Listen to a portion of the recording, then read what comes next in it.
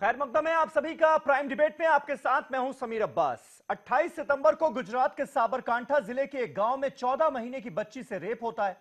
Police Bihar के रहने वाले रविंद्र साहू नाम के मजदूर को घटना वाले दिन ही रेप के आरोप में गिरफ्तार भी कर लेती है, लेकिन इसके बाद भी राज्य के कई हिस्सों में गैर गुजरातियों को निशाना बनाना शुरू कर दिया गया। पिछले एक हफ्ते में गांधीनगर, महसाणा, साबरकांठा, पाटन और अहमदाबाद जिलों में यूपी बिहार के लोगों को घरों में घुसकर धमकाया गया और उन्हें तुरंत गुजरात छोड़ने के लिए कहा गया।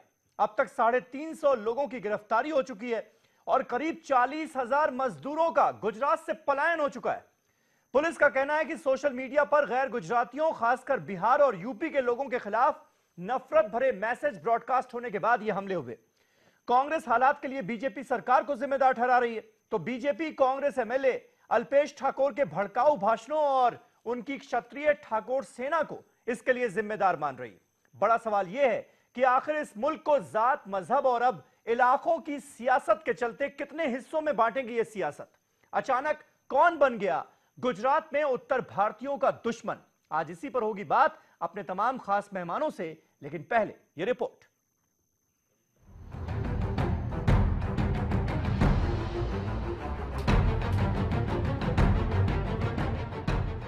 गुजरात और महाराष्ट्र में इस वक्त शुमाली हिंद के बाशिंदों पर अरसे हयात तंग किया जा रहा है। खास तौर से बिहार के बाशिंदे इन दोनों रियासतों में शरपसंदों के निशाने पर हैं। गुजरात में बिहार के बाशिंदों पर हमलों का सिलसिला इस्मत दरी के एक वाकये के खिलाफ एहतजाज के दौर पर शुरू हुआ।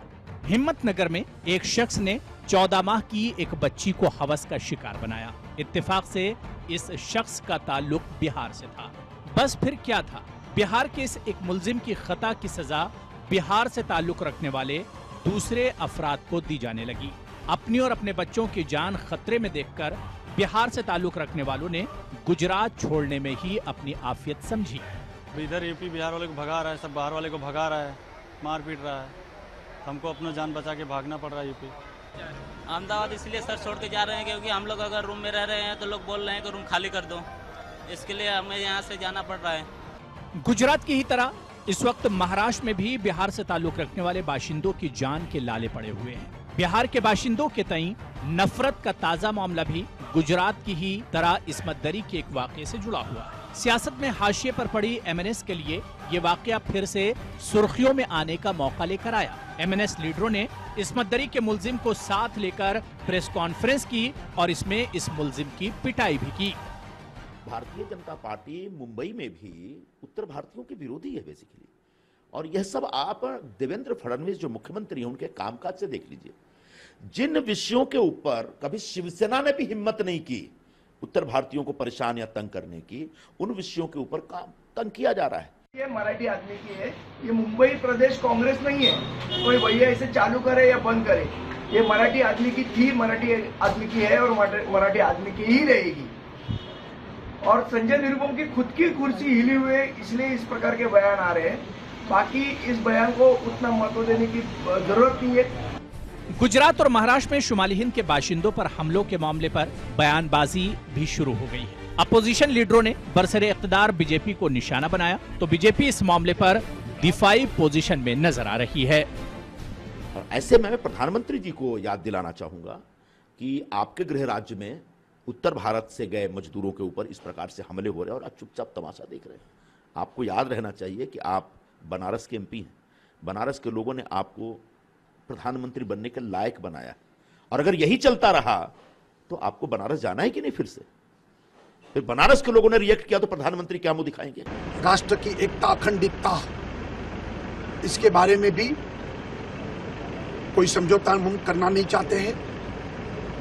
बिन गुजरातियों को पूरा प्रोटेक्शन सरकार दे रही है, किसी को घबराने की भी जरूरत नहीं है। और ऐसे कोई भी कानून हाथ में लेगा तो उस पर कड़ी से कड़ी कार्यवाही की जाएगी, इस तरीके से व्यवस्था की है। गुजरात में गैर गुजराती लोगों के तई ऐसी नफरत अब से पहले कभी नहीं देखी गई थी, और वो भी ऐसी सूरत में कि गुजरात के सपूत नरेंद्र मोदी उत्तर प्रदेश के एक पार्लिमानी हलके से मुंतखब होकर वजीर आजम की कुर्सी तक पहुंचे हैं।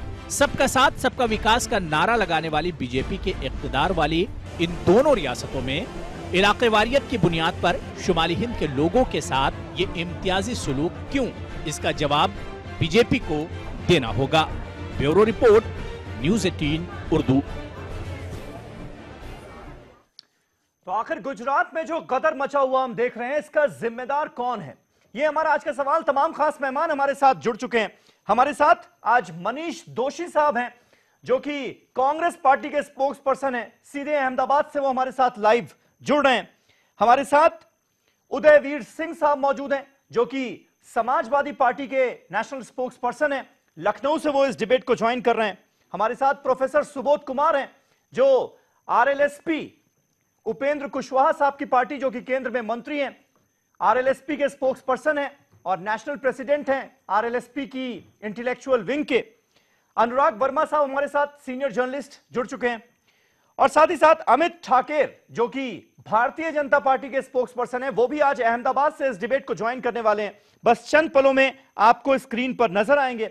और बिहार से जुड़ी एक और पार्टी के खास मेहमान सुनील सिंह साहब हमारे साथ जुड़ेंगे, जेडीयू के नेशनल स्पोक्स पर्सन हैं, वो पटना से इस डिबेट को ज्वाइन करेंगे।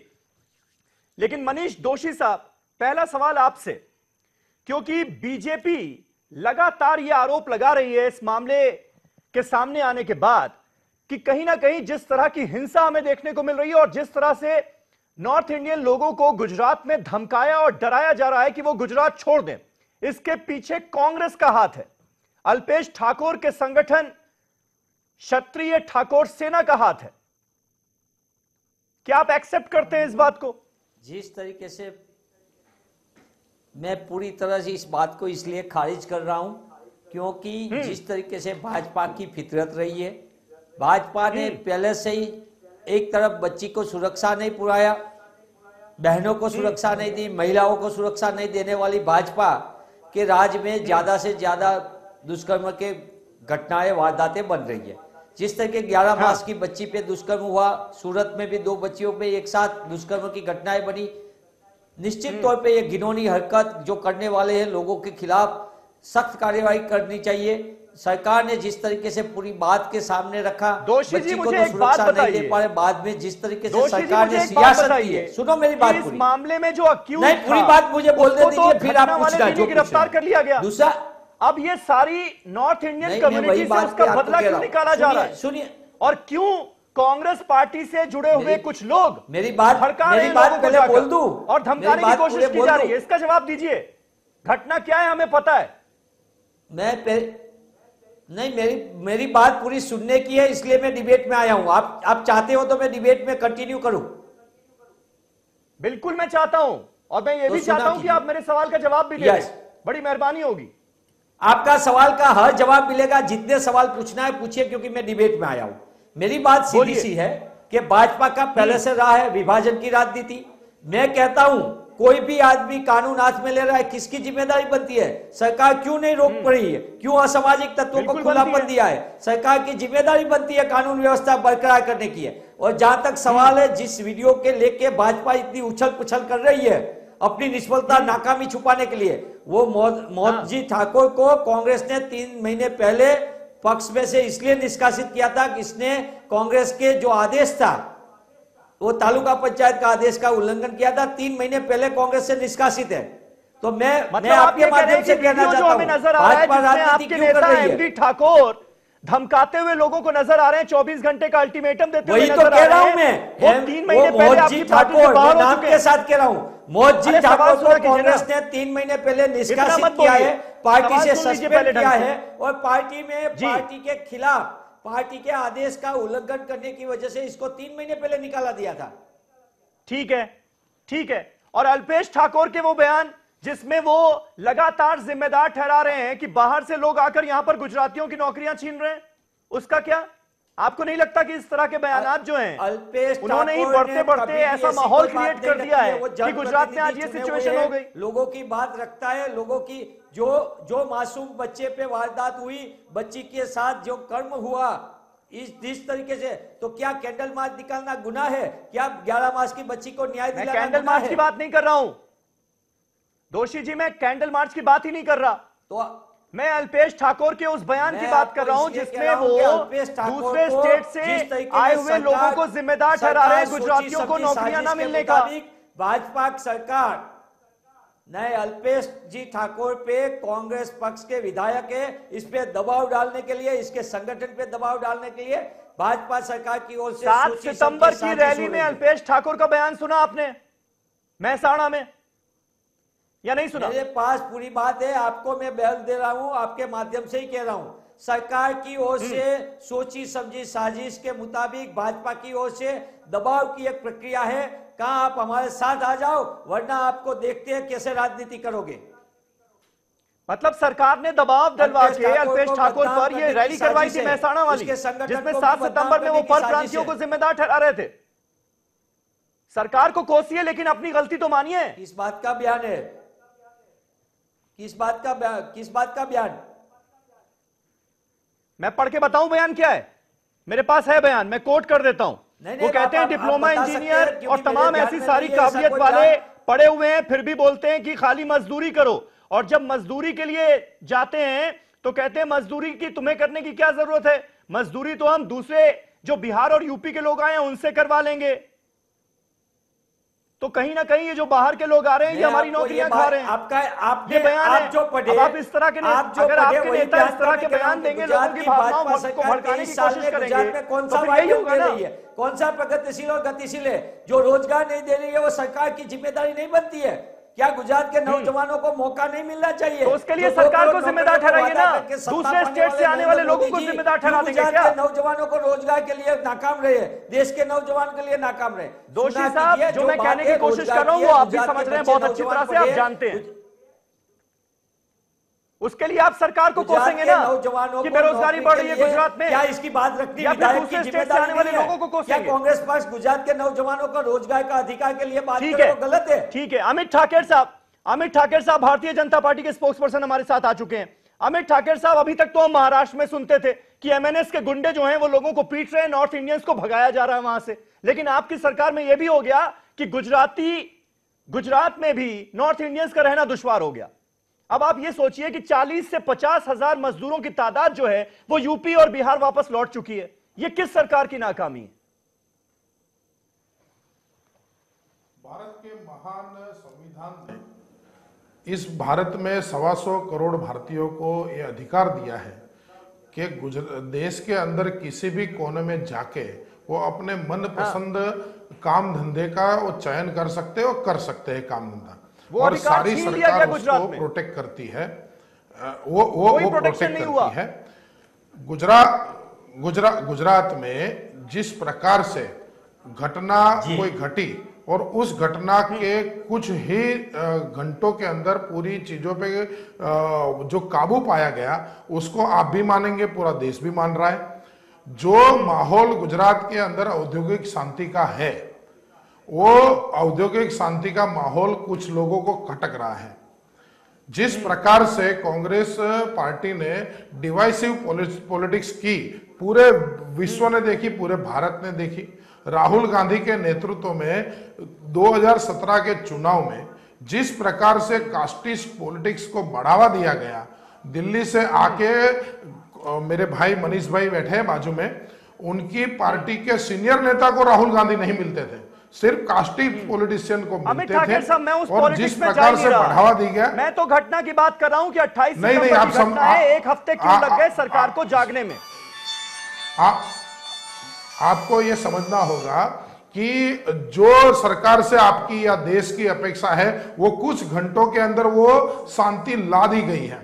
उसके बाद जहां औद्योगिक एरिया पर 28 सितंबर की ये घटना है, आपने भैया अपराधी को पकड़ लिया, आज गुजरात में और कुछ नहीं, और कुछ नहीं।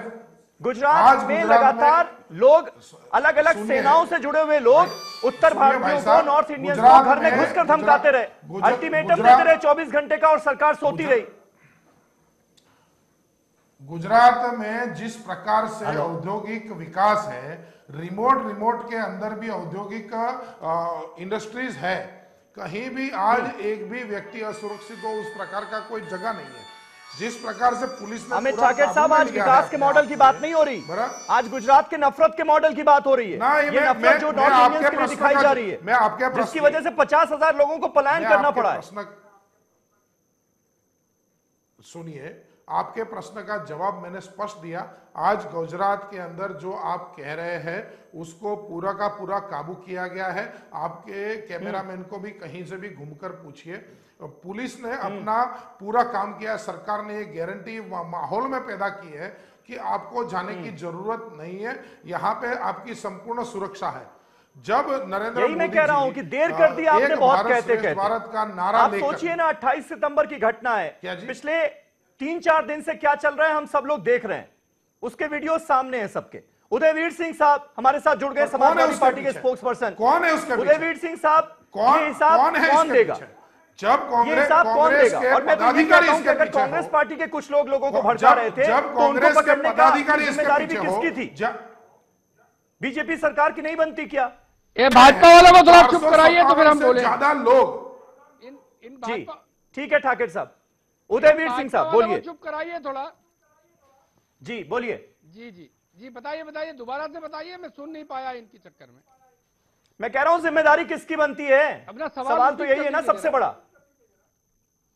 देखिए मैं आपसे ये कह रहा हूं कि गुजरात के निर्माण में, महाराष्ट्र के निर्माण में उत्तर प्रदेश, बिहार, राजस्थान और मध्य प्रदेश के लोगों की महत्वपूर्ण भागीदारी है। और जिस तरीके से मुख्यमंत्री रूपाणी ने खुद 80% नौकरियां गुजरातियों के लिए रिजर्व करने की बात की, उससे गुजरात और गैर गुजरात का मुद्दा जनता के बीच में मुख्यमंत्री खुद ही ले गए। कांग्रेस के लोगों पे भी सवाल उठा रहे हैं वो। और ये घटना हुई नहीं कि बिहार के उप मुख्यमंत्री ने नाम भी ले दिया कांग्रेस के नेता का। मेरा मानना है कि इस घटना को कंट्रोल करने की मूल जिम्मेदारी भारतीय जनता पार्टी की सरकार की है। जिसने भी इसको किया है उसको they should be brought to books, उनको पकड़ के उनके खिलाफ कार्रवाई होनी चाहिए। लेकिन दो महत्वपूर्ण सवाल हैं। जब मुख्यमंत्री खुद ही गुजरात और गैर गुजरात की बात कर रहे हो, रोजगार के नाम पर जो केंद्र में सरकार बनी, गुजरात के सीएम देश के प्रधानमंत्री बने, वो प्रधानमंत्री जी चुप हैं, उनका कोई बयान नहीं आया। भारतीय जनता पार्टी का जो राष्ट्रीय अध्यक्ष हैं उनका कोई बयान नहीं आया, वो उसी सूबे से आते हैं। और रूपाणी जी खुद मान रहे हैं कि हमारे यहाँ रोजगार की कमी हो गई, हम रोजगार नहीं दे पाए, और गुजरात और गैर गुजरात विभाजित करने में लगे हैं। कैसे भारतीय जनता पार्टी के लोग इस जिम्मेदारी से बच सकते हैं? तो मैं पूछना चाहूंगा भाजपा के नेता से, प्रवक्ता से, ठीक है, कि आप खुद ही गुजरात गैर गुजरात कर रहे हो और आपके सहयोगी पहले महाराष्ट्र में उत्तर भारतीयों के खिलाफ कर चुके। जब यूपी के लोगों ने आपके नेता को लोकसभा में भारी बहुमत से भेज के प्रधानमंत्री बनाने का काम किया, तो आपको थोड़ी शर्म लिहाज तो आना चाहिए गुजरात और नॉन गुजरात करने में। और प्रधानमंत्री जी इस पे चुप क्यों हैं? ये दो प्रश्न ऐसे हैं ठीक है। सुनील सिंह साहब जुड़ गए हमारे साथ में खड़ा करते हैं। ठीक है उदयवीर सिंह जी, ठीक है। सुनील सिंह साहब हमारे साथ जुड़ गए हैं, जेडीयू के स्पोक्स पर्सन हैं। सुनील सिंह साहब, क्या सलाह दे रहे हैं आप उन हजारों लोगों को जो गुजरात से ट्रेनें पकड़ पकड़ कर पटना पहुंच रहे हैं, बिहार के तमाम इलाकों में पहुंच रहे हैं? अब तो आप बीजेपी के सहयोगी हैं ना, दबाव बना सकते हैं, या फिर सिर्फ एक फोन कॉल से काम खत्म हो गया नीतीश सरकार का? देखिए ऐसा नहीं है, माननीय नीतीश कुमार जी ने गुजरात के मुख्यमंत्री से बात की और वहां के पूरे मामले पर नजर लगाए हुए हैं। और पूरी तरह वहां पे आप देखेंगे कि करीब 42 ज्यादा एफआईआर किए जा चुके हैं, 450 लोगों की गिरफ्तारियां हुई हैं और निश्चित गुजरात सरकार करेगी। मगर महत्वपूर्ण बात यह है कि ये एक अपराधी किस्म के व्यक्ति जो कि राजनीति एक में घुस गए और वहां पर खुल करके ऐसे चीजों को, एक राष्ट्रीय पार्टी के एमएलए होकर के ऐसे चीजों को कर रहे हैं, और उनकी पार्टी के लोग उनको निलंबित करने के बजाय उनको डिफेंड करने में लगी हुई है। कमाल की बात है। अल्पेश ठाकुर की तरफ इशारा कर रहे हैं आप। भारत के लोग पूरे क्या किया उन्होंने, बताइए ना, खुल के बताइए। में कुछ चीजें तो मैं गिना चुका हूं, अगर कोई आपके पास सबूत है या कुछ बताना चाहते हैं तो खुलकर बताइए। सारी दुनिया जानती है कि जो लोग अरेस्ट हुए हैं वो लोग ठाकुर सेना के हैं, जिसका नेतृत्व कांग्रेस का एक विधायक करता है, और वो बिहार का सब प्रभारी भी है। और कांग्रेस पार्टी का देखिए, कांग्रेस पार्टी चंद रोटी सेकने के लिए, राजनीतिक रोटी सेकने के लिए किसी स्तर तक जा सकती है। अगर नहीं तो आप बताएं, बिहारियों के खून पसीने के बदौलत गुजरात का इकोनॉमी रहता है, बिहारी मेहनत कश हैं, बिहारी उत्तर प्रदेश के लोग, परप्रांतीय लोग, और ऐसे मामले में जबकि एक किसी व्यक्ति ने, चाहे वो बिहारी हो कोई हो, एक घृणित अपराध किए, उस व्यक्ति को कठोर से कठोर दंड मिलना चाहिए। मगर उसका बहाना लेकर के अपनी राजनीतिक रोटी सेकने के लिए एक हेट, एक वैमनस्य का आप खेलेंगे और वहां पे हिंसा फैलाएंगे, वहां अराजकता फैलाएंगे, क्योंकि आपको चंद वोट मिल जाए। हमें लगता है कि जो कोई ये अराजकता जो फैल रही थी उसे रोकने का काम किसका था? सब कुछ अल्पेश ठाकुर कर रहे थे, तो अल्पेश ठाकुर को गिरफ्तार क्यों नहीं किया गया? सुनील सिंह साहब, ये सवाल पूछा आपने? बड़ी आसानी से भाई साहब, गुजरात बड़ी आसानी से आप कानून की बात करके कि लॉ एंड ऑर्डर स्टेट का सब कुछ अल्पेश ठाकुर की वजह से हो गया। सरकार की जिम्मेदारी नहीं नजर आती है आपको, क्योंकि आप सहयोगी वही तो 20 सेकंड में मैं बताता हूँ, 20 सेकंड में बताता हूँ। बड़ी आसानी से हम सब ये कह के कि कानून व्यवस्था सरकार की जिम्मेवारी है और बच जाते हैं। अरे ये जिम्मेवारी सबकी है, ये सिविल सोसाइटी की जिम्मेवारी है, वो पूरे वहां के जनता की जिम्मेवारी है, कानून व्यवस्था सबकी जिम्मेवारी है। अगर हम लोग एक समाज इस तरफ जा रहा है और कुछ व्यक्ति कुछ व्यक्ति हेट 50,000 लोगों को भी काउंट कर लिया, उनकी भी जिम्मेदारी मान ली, जिन्हें पलायन करके लखनऊ आना पड़ा, जिन्हें पलायन करके यूपी और बिहार जाना पड़ा, मतलब उनकी भी जिम्मेदारी थी। फिर ये तो फिर गजब का बयान हो गया सर जी। प्रोफेसर सुबोध कुमार, आप जो इतनी आसानी से, वजह क्या नजर आती है? एक तो यूपी बिहार के लोग पलायन करके अलग अलग राज्यों में उनको जाना पड़ता है, वहां पर उनके साथ ये सलूक। और मैं जब ये गुजरात का जिक्र कर रहा हूं तो महाराष्ट्र में भी एक घटना हुई, वहां महाराष्ट्र में भी एक नॉर्थ इंडियन को इसी तरह से छेड़खानी के एक मामले में पीटा गया, मारा गया और बाकायदा एमएनएस के दफ्तर में ले जाकर उसकी पिटाई की गई।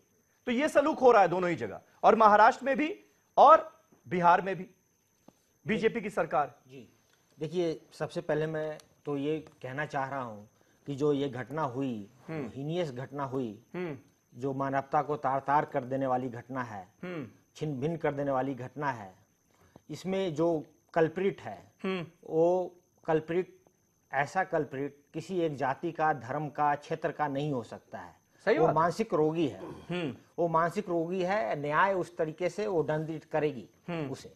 लेकिन जो जिस तरीके से वहां लोगों का प्लान हो रहा है बिहार और उत्तर प्रदेश के तरफ, तो ये जो अल्पेश जी का जो बयान आया है, इससे एक बहुत ऐतिहासिक परिवेश निकल कर आती है कि ऐसा क्यों हो रहा है। देखिए, जब देश आजाद होता है तो जो गुजरात और महाराष्ट्र जैसे प्रदेश हैं और बिहार और उत्तर प्रदेश एक दूसरे तरफ जो प्रदेश हैं, उसमें इंफ्रास्ट्रक्चर की कमी आजादी के समय जो थी वो आज भी उतनी ही कमी है। जो देश नंबर 1 उस समय था वो आज भी नंबर 1 है, और जो देश जो प्रदेश आज भी नीचे पैदान पे खड़ा था वो भी आज भी है।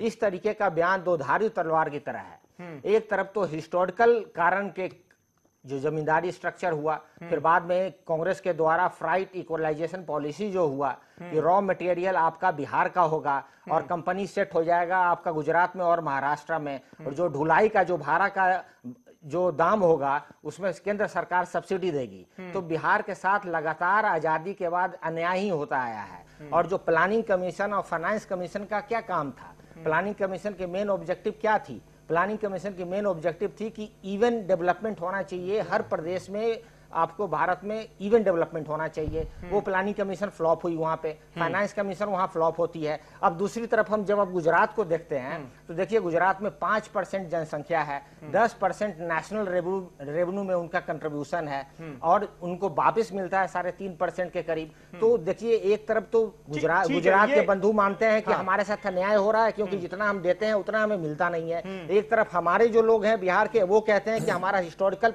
प्रॉब्लम के कारण हमारे साथ हिस्टोरिकली अन्याय हुआ है, जिसके कारण से आज हम बिहार पिछड़ा दिखते हैं, जिस कारण से फोर्सफुल ये तो बात हो गई अन्याय, अनुराग जी। लेकिन ये Gujarati versus non Gujarati, Marathi versus non Marathi, इस पॉलिटिक्स को बढ़ावा जिस तरह से दिया जा रहा है वो कितनी जिम्मेदार है इस तरह की घटनाओं के लिए कि हमें इतनी भारी संख्या में पलायन देखने को मिला गया? मतलब आप सोचिए, अंदाजा लगाइए कितना डराया धमकाया गया होगा उन लोगों को जो सालों से वहां पर रह रहे थे। देखिए, सबसे पहले तो सभी देश के नागरिकों को एक चीज समझने की जरूरत है कि जब हमारा कॉन्स्टिट्यूशन बना तो कॉन्स्टिट्यूशन में ये हर आदमी को ये अधिकार दिया गया कि वो देश में कहीं भी जाके अपना रह सकता है, अपनी जीविका अर्जित कर सकता है, रह सकता है, काम कर सकता है जी। तो उसमें तो सबसे पहले आपको मेंटली प्रिपेयर होकर चलना पड़ेगा कि भाई कोई भी प्रदेश से किसी भी शहर में कहीं जा सकता है, नंबर 1। नंबर 2, अब एक बिहार, यूपी और दूसरी तरफ महाराष्ट्र और गुजरात। जी। महाराष्ट्र गुजरात में इंडस्ट्री है लेकिन वहां लेबर नहीं है। हाँ। यहाँ पे लेबर है लेकिन यहाँ पे इंडस्ट्री नहीं है। तो एक ना एक तरह से दोनों एक दूसरे के पूरक हैं, इसको मानना पड़ेगा। अगर आप वहां पे राजनीतिक स्तर पे उस ये पॉलिटिकल जो टसल है उसमें अगर आप भगाते चलेंगे तो वहां की जो भी इंडस्ट्री है वो भी बंद हो जाएगी और ना इनके पास रोजगार रहेगा ना उनके पास रोजगार रहेगा। तो दोनों एक दूसरे को आज हुआ यही ना, गुजरात में तमाम फैक्ट्रीज बंद हो गई आज क्योंकि मजदूर सारे पलायन कर गए, कई फैक्ट्रियां बंद हो गई। वही होगा लॉन्ग रन में। क्या होगा कि जो वेस्ट बंगाल की हालत हुई कि वहां पे इतनी ज्यादा, तो इंडस्ट्रीज वहां की बंद हो जाएगी दूसरे कारणों से, तो हासिल किसी को कुछ नहीं होगा। अब जिस तरह से हमारे जो सरकार में बैठे हुए जो अमित ठाकरे बंधु हैं, वो भाजपा के और उनके सहयोगी दलों के, वो लोग जिस तरह से अपनी जिम्मेदारी सिर्फ एक दूसरे दल पे टाल रहे हैं। देखिए कभी भी कहीं भी इस तरह की घटना हुई है, वहां बिना सरकार के स्तर पे जब तक सपोर्ट नहीं रहा है तब तक नहीं हुई है, या उसके पीछे कोई बड़ा एजेंडा ना रहा हो, नहीं हुआ है। यहां भी बिना सरकार की किसी न किसी लेवल पे हम, क्योंकि मुझे इसमें बीजेपी का कोई राजनीतिक लाभ नहीं अभी समझ आ रहा है कि इसमें कोई बहुत बड़ा वो लोग लाभ देख रहे हैं। हाँ, ये जरूर समझ में आ रहा है कि उनकी प्रशासनिक स्तर पे विफलता रही है कि जो जिस समय ये घटना हुई उस समय उसको जैसे ही हुई, उन्हें क्या उनकी इंटेलिजेंस ने ये खबर उनको नहीं दी कि इसका किस लेवल पे इसका रिएक्शन होने जा रहा है पिछले 10 दिनों, अगले 10 दिनों में। या इनके पास या तो इंटेलिजेंस की रिपोर्ट नहीं थी, या इनकी इच्छा शक्ति नहीं थी, या इनमें वो काबिलियत नहीं थी कि 10 दिन बाद क्या होने वाला है इसको ये बिल्कुल। ये एडमिनिस्ट्रेटिव फेल्योर क्यों रहा, ये एक बड़ा सवाल है। अमित ठाकरे साहब जवाब देंगे इसका। एक छोटा सा ब्रेक यहां पर ले रहे हैं, ब्रेक के बाद फौरन होते हैं हाजिर और इस बहस को आगे बढ़ाते हैं। तमाम खास मेहमान हमारे साथ बने हुए, कहीं ना जाइएगा।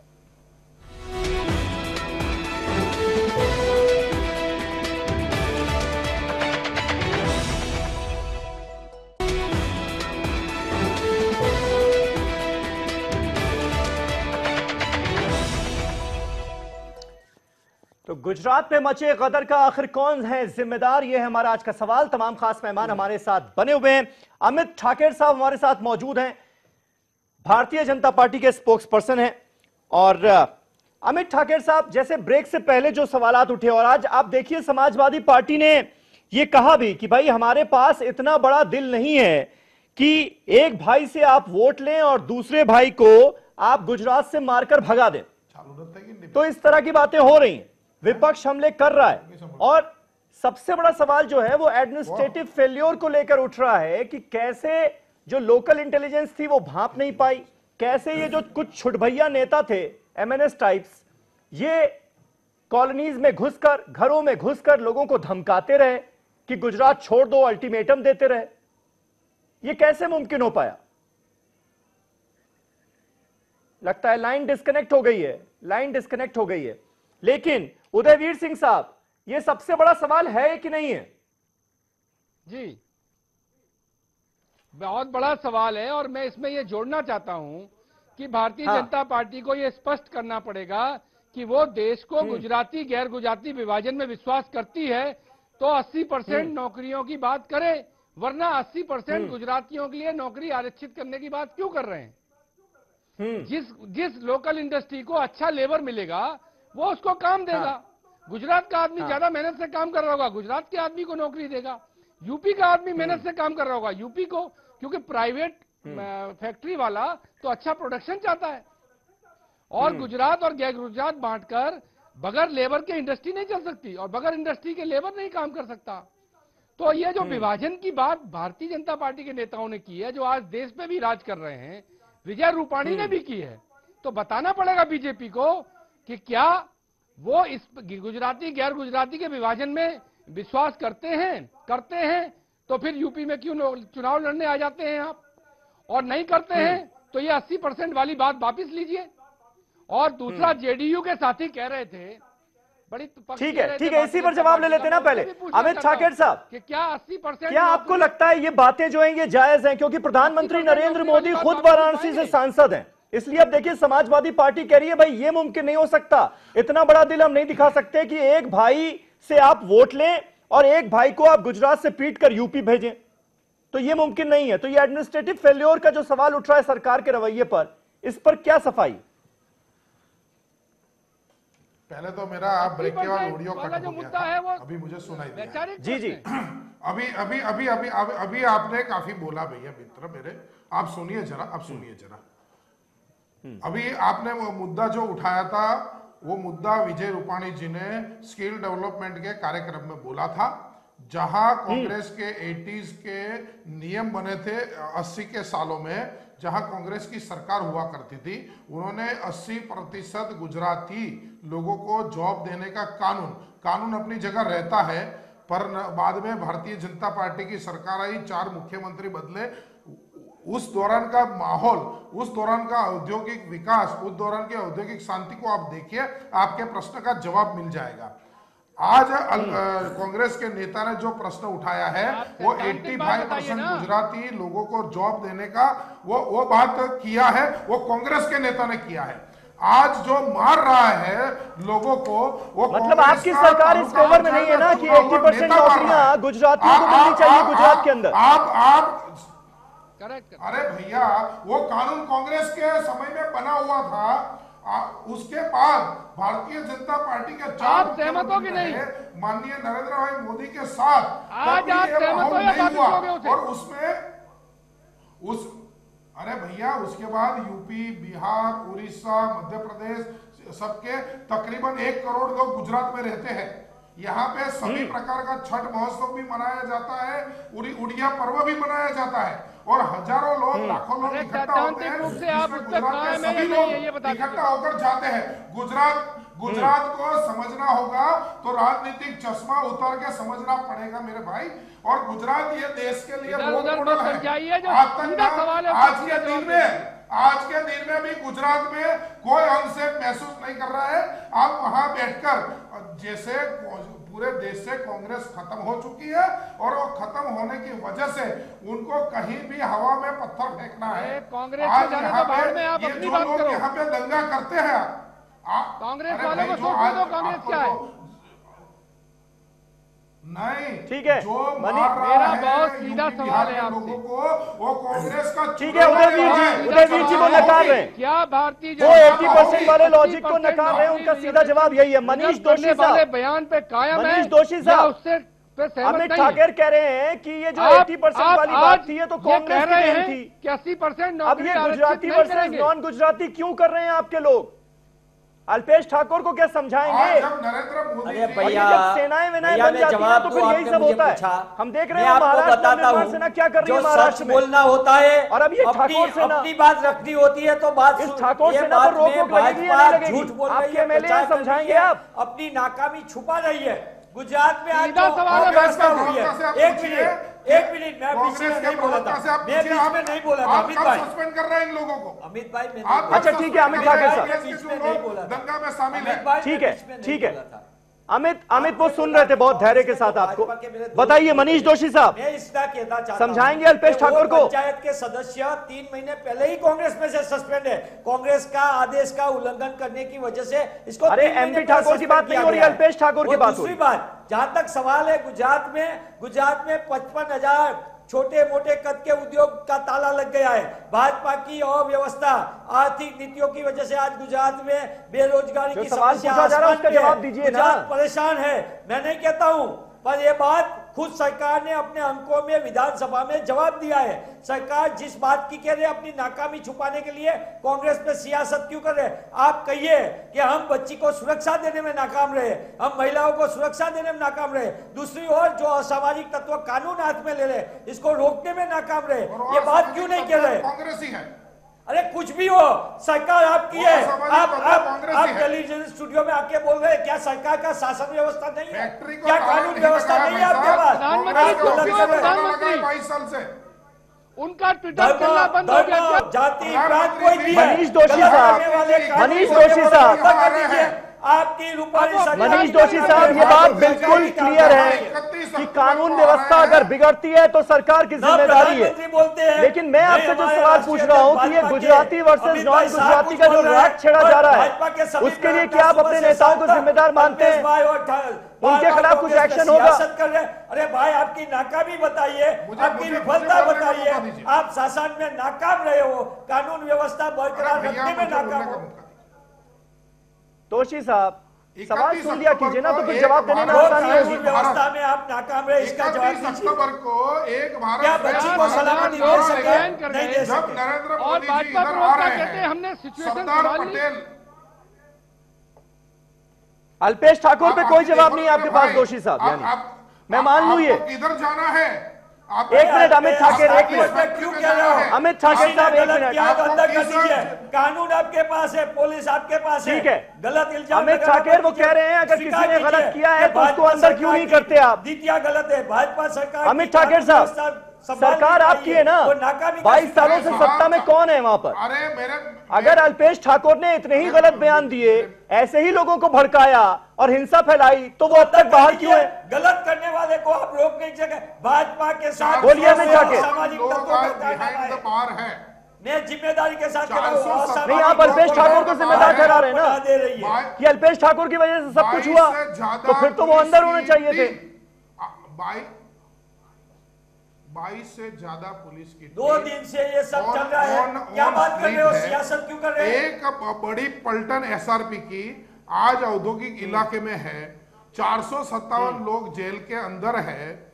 जो लोग के ऊपर आपको लगता है आक्रोश, वो सारे के सारे लोग अंदर है। आज सारा परिस्थिति कंट्रोल में है। अरे भाई, गिरफ्तार हो चुके 457 लोग गिरफ्तार हो चुके। मेरी बात सुनिए, जब नरेंद्र मोदी जी अल्पेश का नाम क्यों लेते हैं और लेते हैं तो गिरफ्तार करिए। के विश्व का सबसे बड़े स्टेचू को एक भारत श्रेष्ठ भारत, यानी जो स्टेचू ऑफ यूनिटी कांग्रेस के जो यहाँ पर सिंपल सी बात हो रही है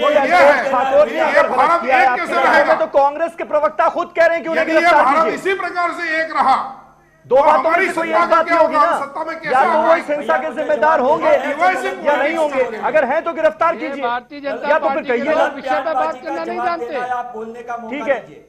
सुनील सिंह साहब नहीं है, इसलिए बच के भागते हैं। सुनील सिंह साहब, ये बताइए कि अब ये जो 40 से 50,000 लोग पलायन करके आ गए हैं, और उसमें से अगर हम ये मान लें कि तकरीबन 25,000 लोग 30,000 लोग बिहार के हैं, अब उनके लिए क्या स्कीम है आपके पास? क्या करेगी नीतीश सरकार? देखिए, ये जो पूरी वाकया है, ये पूरा राजनीतिक मामला नहीं होकर के एक बड़ा ही गंभीर मामला है, जो कि देश के संविधान से जुड़ा हुआ है, देश की एकता एवं अखंडता से जुड़ा हुआ है। मैं आशावान हूं कि सरकार वहां की संवेदनशील है, पूरे मामला को कंट्रोल करेगी। अल्पेश ठाकुर तरह के लोग सलाखों के पीछे होंगे। जो मजदूर पलायन किए हैं उनको विश्वसनीयता जागेगी, और वो मजदूर जहाँ है, त्यौहार का बिहार यूपी में त्यौहार का मौसम है, त्योहार के बाद पूरी तरह गुजरात सामान्य होगा, विश्वास जीतेगी वहां की सरकार, और यहाँ के मजदूर वापस जाकर के सामान्य होगा। मतलब अभी भी गुजरात सरकार पर पूरा भरोसा है आपको? एडमिनिस्ट्रेशन ने जो किया सही किया, आप ये मानकर चल रहे हैं? इनके भरोसा का क्या पता? इनको पहले मोदी जी पे भरोसा नहीं था, बाढ़ के मामले में इन्होंने मोदी जी की सांप्रदायिक के नाम पर मदद नहीं ली थी, और अब मोदी जी की वोट में बैठ गए जाके। महाराष्ट्र में ऐसे हथकंडे अपनाई, जनता ने उसको धूल चटाया। जनता ऐसे हथकंडे अपनाने वालों को कभी माफ नहीं करती है, और कांग्रेस पार्टी को कम से कम अल्पेश ठाकुर को निलंबित करना चाहिए। और अल्पेश ठाकुर ऐसे लोग आज या कल जेल के सलाखों के पीछे मतलब सारी उम्मीदें आपको कांग्रेस पार्टी से ही हैं?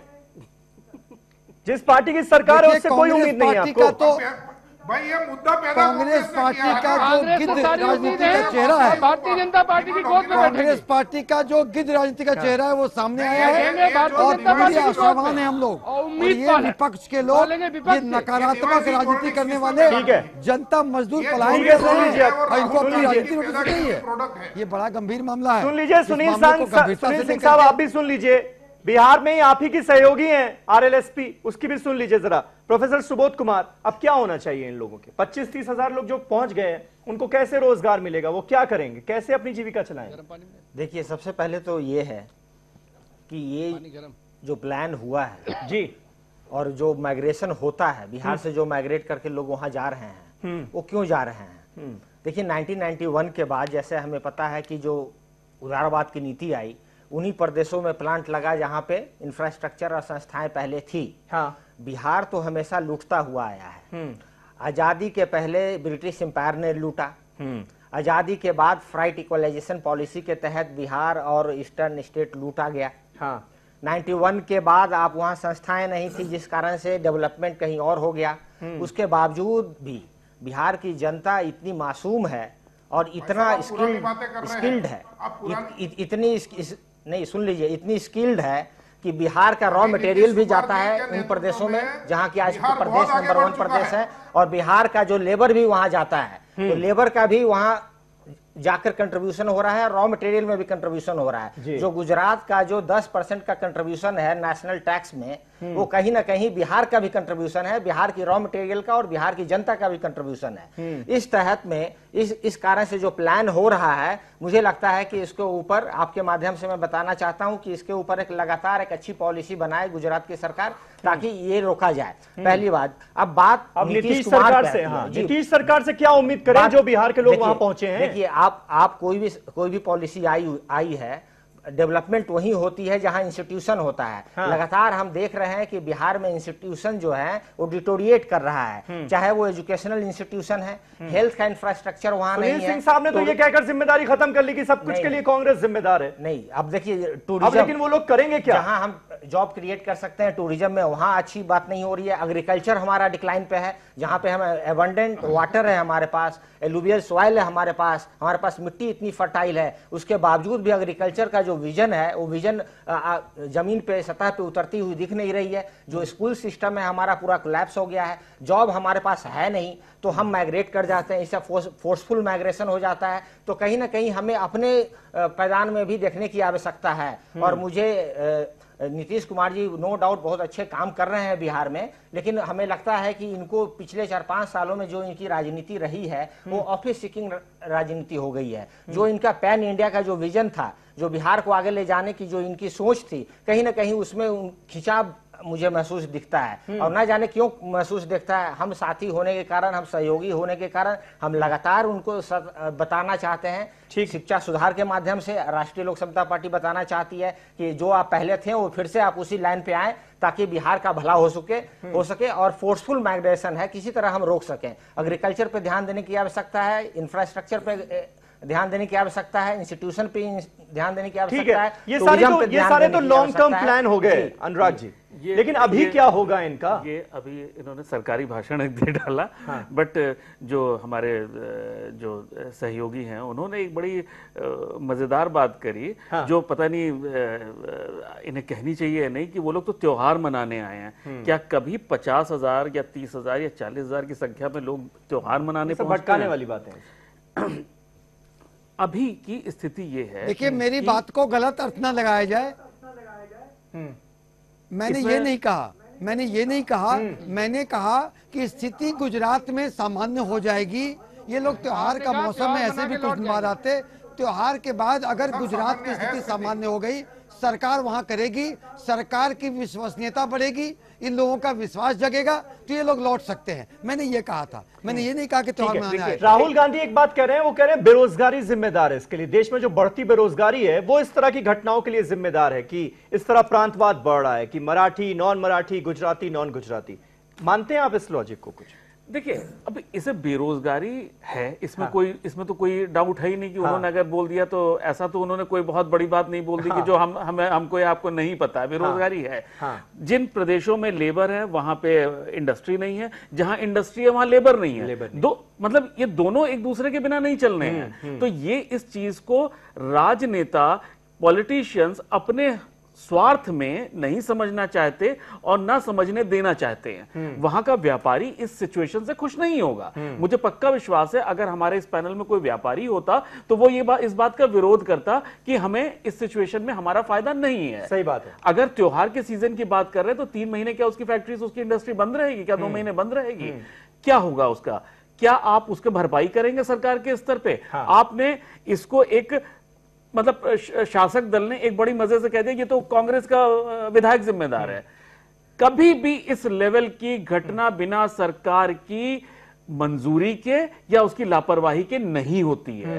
ये सरकार, ठीक है, ये बड़ी बात है। अमित ठाकरे साहब, मेरे पास वक्त खत्म हो गया, लेकिन मैं फिर भी आपके पास आना चाहूंगा क्योंकि मैं आपसे, आपकी सरकार से एक भरोसा चाहता हूं। जो लोग बिहार और यूपी गए हैं पलायन करके, अब उनके लिए क्या मैसेज है आपके पास? कैसे भरोसा दिलाएंगे? पूछ लीजिए प्रधानमंत्री चुप क्यों है?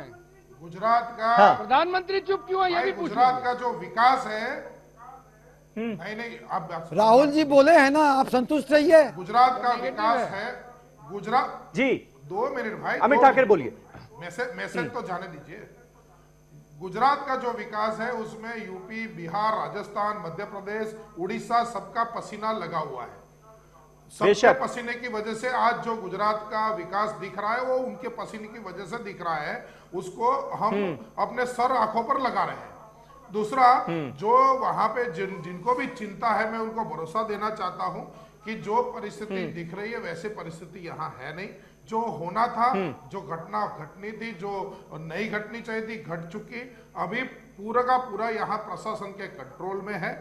जो डिवाइसिव पॉलिटिक्स का जो मामला कांग्रेस की ओर से है, कांग्रेस के राहुल अब कोई डराएगा धमकाएगा तो नहीं। 2017 की पॉलिसी, अगर बिहार यूपी वाले वहां जाएंगे गुजरात में काम करने मजदूर, तो कोई डराएगा धमकाएगा तो नहीं। अरे भैया, आप इधर आके देखिए, आज कोई डराने धमकाने की बात नहीं है।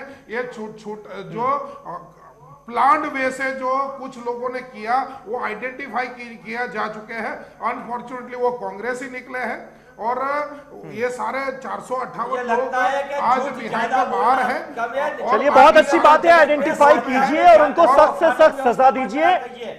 कानून के मुताबिक जो भी सजा बनती है उनको होनी चाहिए, चाहे वो किसी भी पार्टी से ताल्लुक रखते हो, और ताकि भरोसा जग पाए वो लोग जो पलायन करके बिहार और यूपी पहुंचे हैं 40-50 हजार की तादाद में, वो वापस गुजरात जा सके और अपना काम धंधा वहां पर कर सके। बहुत बहुत शुक्रिया आप सभी का हमारे साथ इस डिबेट में जुड़ने के लिए। कल फिर आपसे मुलाकात होगी, तब तक के लिए शब बखैर।